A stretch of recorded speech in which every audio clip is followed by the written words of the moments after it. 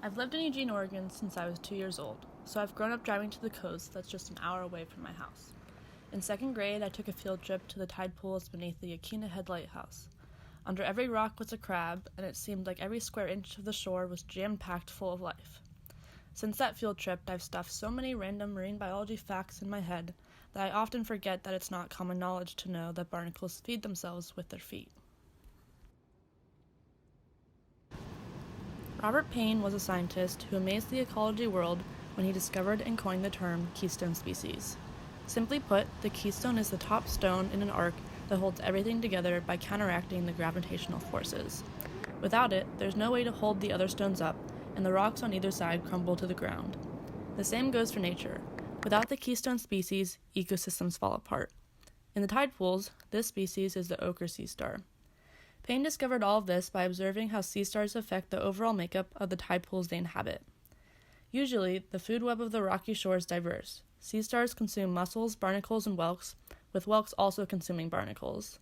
There are chitons that feed on seaweed, which also feed anemones. The foundation of it all is algae and plankton, which of course are the producers of the web that support its entirety. However, when Payne started to remove the stars from the pools, the species that made up these recurring habitats began to dramatically change. Without their predators, mussels began to overcrowd the barnacles, chitons, and anemones. The abundance of mussels decreased the abundance of different algae because the mussels consumed so much of it before it could be replenished. In the end, life didn't flourish without the presence of the top predator. It collapsed.